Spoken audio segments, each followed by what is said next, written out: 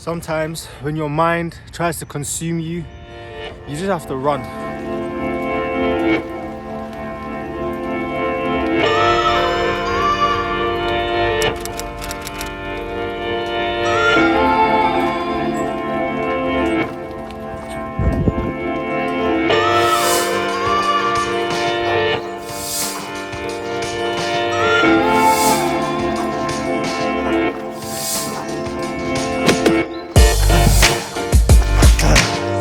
The place of destination, the coffee shop. Could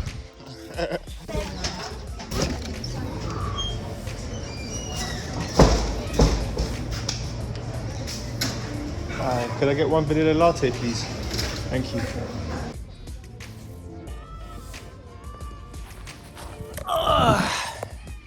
What up, gang? What up, what up? This coffee and that run absolutely saved this vlog today, because if it wasn't for me getting up and going on that run, I promise you I would not have vlogged today.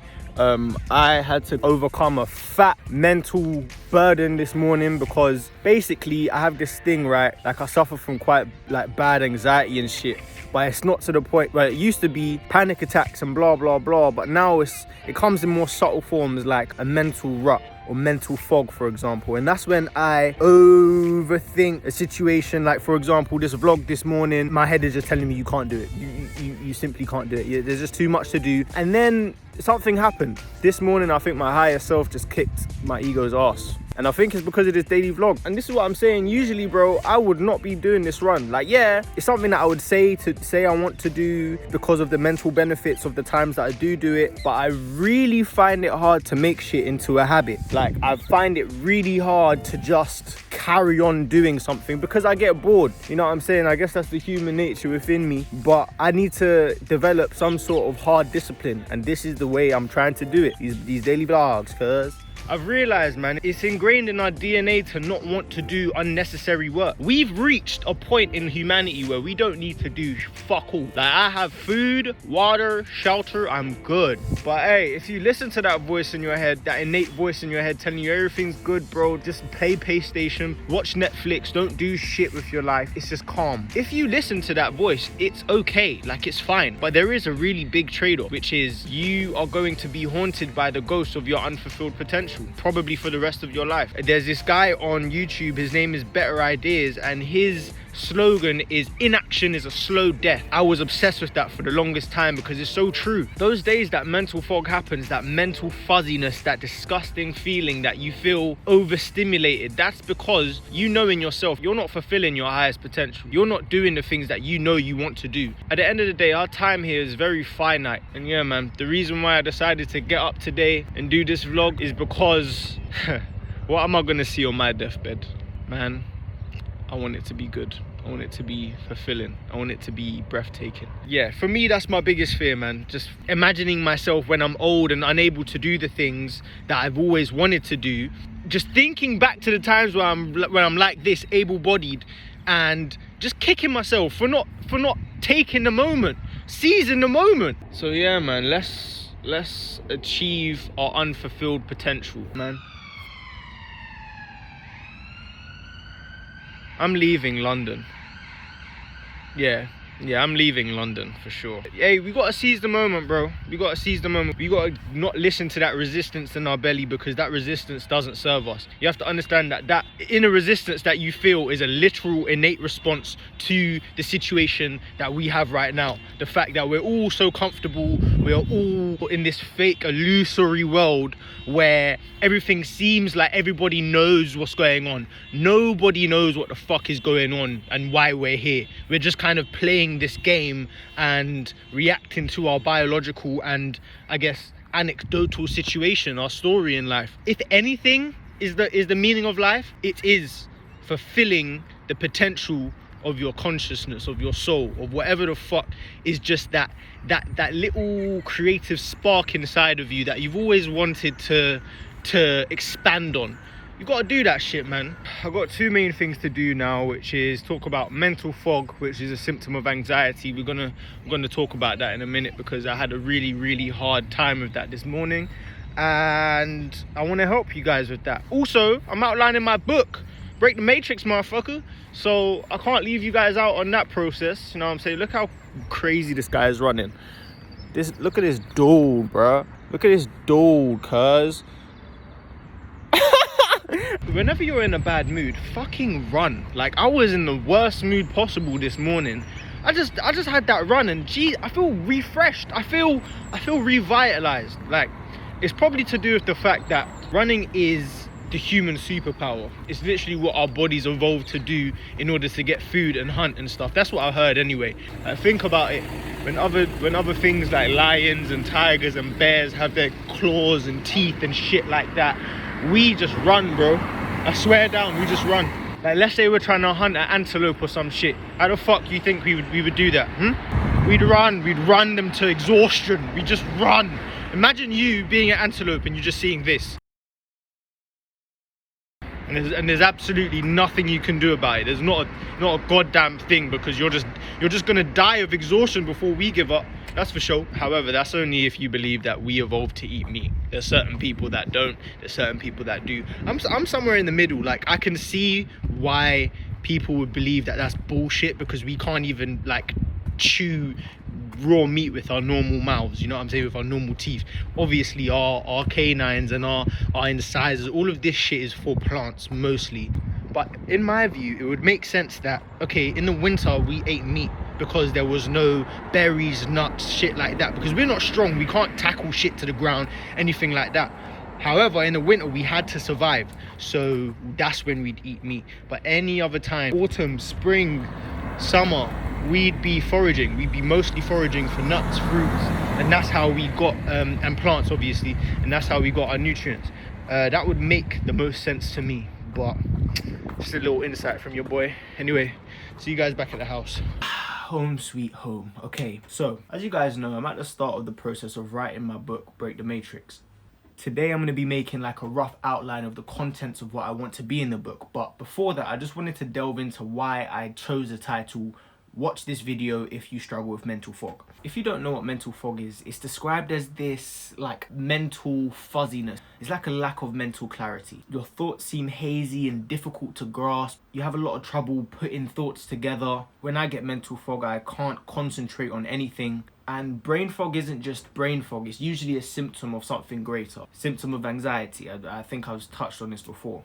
And this morning, I nearly fell in the trap of basically succumbing to brain fog. When you have bad brain fog, you can't really do anything. You can't really live in the present moment to take action on the goals that you've set. This morning, because of the vlog and because of the book, I was just kind of mentally defeated. I felt very inadequate to write a book, for number one. And number two, I was like, nobody wants to fucking hear about my daily life. And then you guys are so amazing, man. I swear down, because if it wasn't for the constant reassurance, I feel like a clingy girlfriend. Like, literally, I'll be feeling the shittest ever, and then I go on my stories or go on my Instagram, my YouTube, whatever, and I'm bombarded with love by you lot, and it means the world to me. Anyway, once I kind of looked through you lot's comments and meditated, and it eased, and I was able to understand mental fog better than I ever have, to be fair. Brain fog seems to happen when you have too much in your head at the same time. It's overstimulation. Too much is going on in our mind, and in this day and age where attention is currency, the moment you look at your phone, it is over. Like, I'm sure a lot of people can relate to this mental fog feeling, because a lot of us are overstimulated as fuck. I saw something online that really encapsulated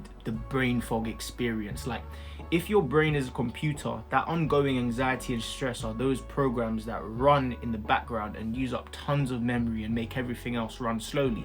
That's what mental fog is. So today, along with outlining, I'm going to give you guys kind of like a very clear process to get rid of this mental fog, or at least ease it a little bit. I'll just call it steps to clearing your mind, because that's really all it is. The brain fog isn't there without the constant thoughts and the constant running of memes in your head or things you have to do, because really there's nothing you have to do. Anyway, steps to clear the mind. Number one, breathe. Breathe with me right now. 1, 2, 3. Ground yourself. There's nowhere to be, nothing to do. Every requirement of things to do that you have in your head is literally a made up concept that you have. Especially with me, with 100 things on my to-do list, I really have to remind myself that these are creations of the mind. There is really nowhere to go. We're just in an ever-changing present moment. Once you realize it's just an ever-changing present moment, you will understand that once you start living in that present moment, there's never going to be more than one thing to do, because at one time you're only focusing on one thing, and once you get that done, there's the next thing. But there is no past or future. There's only the now. So if you only focus on the now, there is only one thing to do. So focus on that one thing and make it the most important task. I'll say it again because I think I have to take that advice as well. If you live in the present moment, there's only going to be one thing to do at all times. There's never going to be more than one thing. Before you focus on that one thing, you should meditate. Really ground yourself in that present moment. For me anyway, this does bloody wonders. Like if I just take 10 minutes to myself to meditate and to focus on the present moment, more or less the rest of the day goes a lot more smooth. Obviously this wouldn't be Kaizen vlogs if I didn't do a vlog specifically on the importance of meditation, but I want that one to be a bit in the future, make you guys wait a little bit. So yes, number 1, just breathe. Number 2, meditate. Number 3, come back to planning and only focus on today, what you can do and achieve today. Once you get into what's tomorrow gonna hold, the next day gonna hold, the next day gonna hold, that's where the mental fog will start to kick in, because your brain will not be able to comprehend that much. And then number 4, just execute on that, man. Just execute on what the plan is for today. Don't have more than 2 to 3 things on your to-do list. I wanted to go out today. I have some like pictures I wanted to develop from St. Lucia. I wanted to, well, me and my girlfriend were gonna go get her belly pierced or some shit. And instead, I'm here vlogging for you guys because I can only do 2 to 3 things a day. Do you know what I'm saying? 2 to 3 big tasks a day. I'll try to do that tomorrow instead. But right now, I got to outline my book. I got to meditate, you know what I'm saying? And we're going to basically, it's going to be a practical example of how to clear your mind before you go into a deep state of work.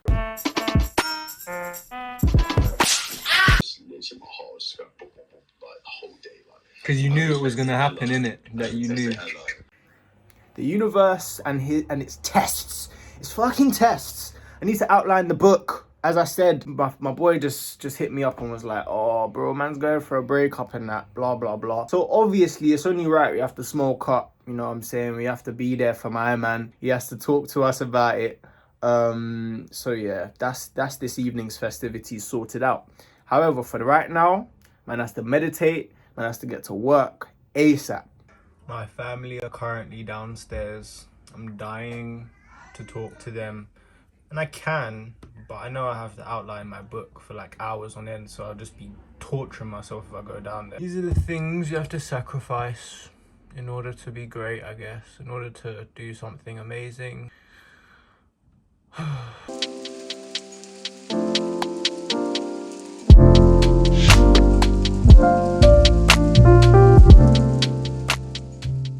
Man, I absolutely love meditation. Not even because of the normal like benefits that I have with it, but while I'm meditating, I can play and manipulate my awareness in different ways. Like I hold my breath and feel each of my cells beg for oxygen, and like I can really feel it as well. I do like body scans. That's a quite a common one. Breath work, like just literally playing with different things in my body and like showing myself that I'm in control, bro. Like, I'm in control of everything. What I did today was I visualized my chakras from my root to my head, and I was kind of, you see how people have a Kundalini awakening? That's kind of just an awareness of the chakra system. I kind of had that because I started from my base, the root chakra, and worked my way up all the way to the crown. And I obviously envisioned the colors and everything. Meditation is cool, man.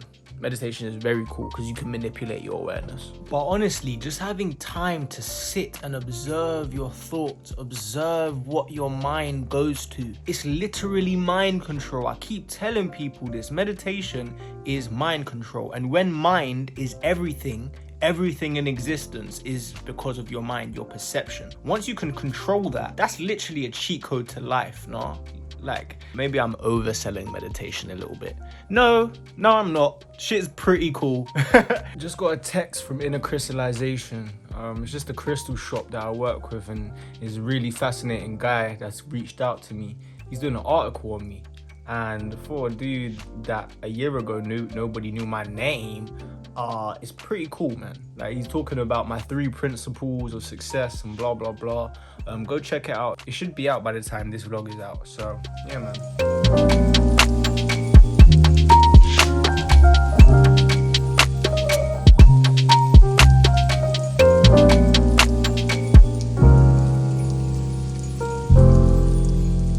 Fucking fail, my boy. Fucking fail, my boy. Big fail. I gave myself 2 hours to do my outline.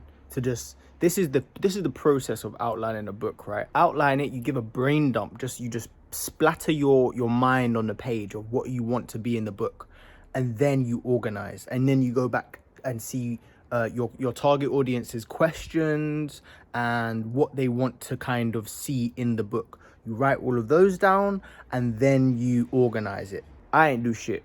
Like, I was sitting there, you saw me, I was doing the work, it just wasn't coming out. I think my internal editor is too strong. That internal editor that you have in your head when you're writing is turned off on a brain dump. You just write what comes to mind, what you want in the book. That's what I was doing. But I couldn't turn the internal editor off. I couldn't. I just ended up like watching videos around the subject that I want to portray in the book. And that basically led to me not actually doing my outline. I guess it's a form of procrastination, but I did get a lot of insights. I was looking into Friedrich Nietzsche, looking into Terence McKenna. I know a brief concept of what I'm trying to say with Break the Matrix. I know the desired effect that I want it to have on the people that read it. I just don't know how to put it in a way that is easily digestible. In a way that, and maybe there is no way to do that. Maybe there is no way to do that. Maybe there isn't. Maybe I can make it easy to understand, but there is no way to make it more easily digestible. Anyway, it's something I have to meditate on, think about more, and we'll get there in the end.